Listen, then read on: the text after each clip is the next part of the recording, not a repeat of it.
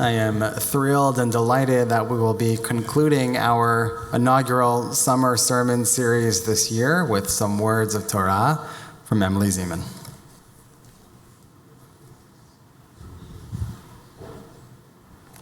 Thank you, Rabbi, and thank you, everybody. I have one thing to set up. First, I took inspiration from Stephen Bergen with his artwork. So somewhere in here is a painting.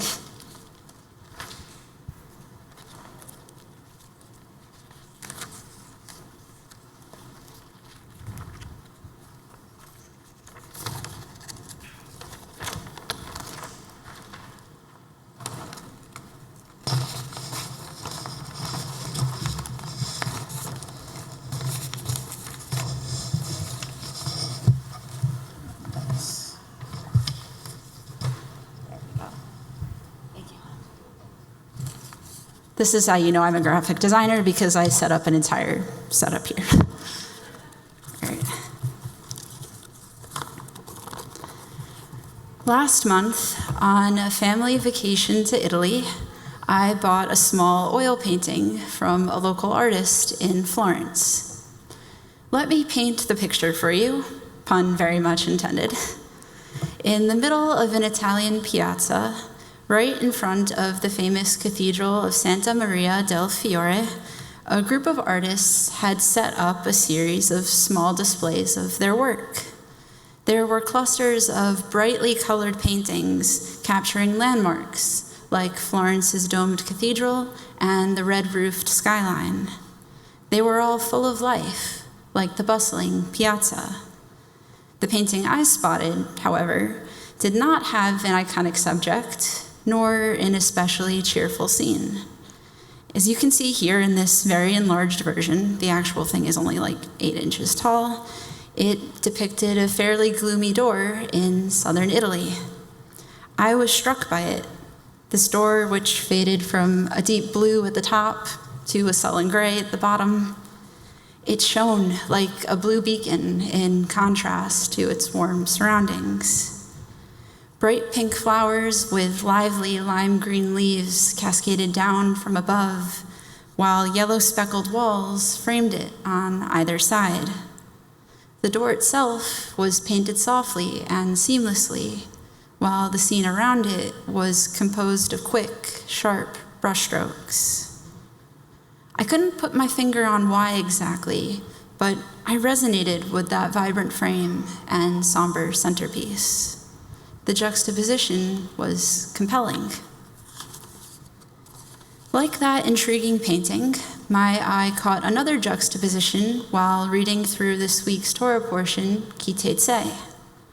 Within the many laws outlined by Moses are 2 mitzvot that contradict each other, one almost immediately following the next. Chapter 25, verse 17 says, Zachor et asher asa lecha Amalek baderech. Remember what Amalek did to you on your journey. Here, Moses instructs us never to forget the Amalek's heartless attack on the weakest Jews during their exodus from Egypt. And just 2 verses later, we're told to blot out the memory of Amalek from under heaven, because God wants us to erase evil from the world. On a side note, this pair of mitzvot is the basis of one of our Purim traditions. We drown out Haman's name with noisy groggers because Haman was a descendant of the Amalek. Though if you ask me, it seems unrealistic to fulfill both of these mitzvot at once, to remember what the Amalek did to us and to blot out their memory, to remember and forget. Since they're opposites, wouldn't one action counteract the other? It's the natural train of thought. Speaking from my experience working for a group of social workers who specialize in dialectical behavior therapy, we typically have this black and white mindset. We tend to think in terms of one or the other, not one and another. We'd either remember or forget. We either love or hate something. we feel either happy or sad, not happy and sad. However, dialectics argues that we can do both. Dialectics is the philosophy that contradictory concepts, thoughts, and feelings can coexist. Think of it like a sun shower, a period of rain on a sunny day. Or you could think of it like the bittersweet feeling of dropping your child off at college for the first time. You're excited for their adventure ahead and just as heartbroken to say goodbye. Dialectics is the pairing of opposites. It's that and. From that perspective, it is doable to fulfill both mitzvot in Kiteitzei at once. Bear with me on this explanation. It's a bit of a doozy. We recall the evils of Haman and his Amalek ancestors as we shake our groggers. We have to remember why we're supposed to drown out Haman's name in order to actually do it. We must remember to forget. The opposites go hand in hand. So believe it or not, you're already practicing dialectics. We all are. It goes beyond Perm traditions. Like contrasting brushstrokes on the same canvas, we are composed of dualities. For example, you might be a book-smart person with zero common sense. You might be a regular temple goer and, dare I say, a fan of juicy cheeseburgers. You might have hearing loss and be one of the best listeners your friends and family know. Or you might be like me, someone who hates being the center of attention and who, for some reason, keeps returning to this bima. Contradictions are a part of us. The problem is that they're unsettling. The conflict they cause makes us uneasy.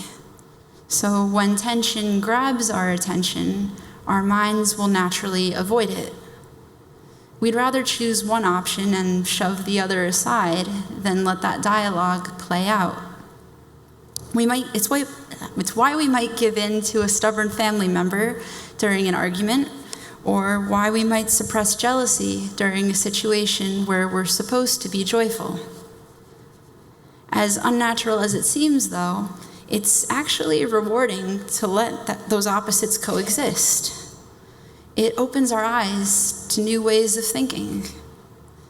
It helps us be kinder to ourselves and one another because we see that there isn't one right or wrong approach. When we sit with the tension, we get a more complete picture. As I looked at that oil painting that's now perched on my desk, I realized that's why I bought it. I saw myself in the artwork, in the pairing of a cheery exterior and dreary interior.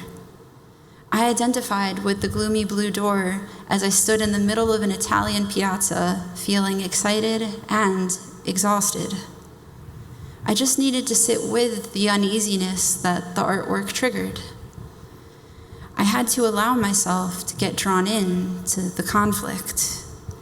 I had to let both parts of myself be seen. Not to latch on to one or the other, but to give them equal attention for a bit, come to a relatively balanced conclusion, and move forward. I'd like to think that that souvenir and this pairing of mitzvot are gentle, subconscious reminders that it's okay to feel at odds with yourself or your surroundings, that there isn't something wrong with you or me or anyone because of it. In fact, there's value in noticing and embracing the eye-catching contradictions all around us. They're bright beacons, directing us to explore with good intentions. What if we welcomed the occasional juxtaposition, or at least let it be? These unsettling signals are simply reminding us of who we are. What if we tried offering calmness and kindness to moments of tension? I'd like to think we would be a little easier on ourselves and other people too. Conflicts are complicated, and so are we. As much as we'd rather avoid contradictions, it's important to shine light on them. They're part of us. There's a freedom that comes with allowing yourself to sit within a pair of opposites. After all, we can remember and forget. We can find balance. When you find yourself at an internal crossroads, or as Yogi Berra would say, when you're at a fork in the road, take it. Acknowledge each side, and even consider going for them both. Give yourself grace, no matter what door you open, no matter what path you take. Shabbat Shalom.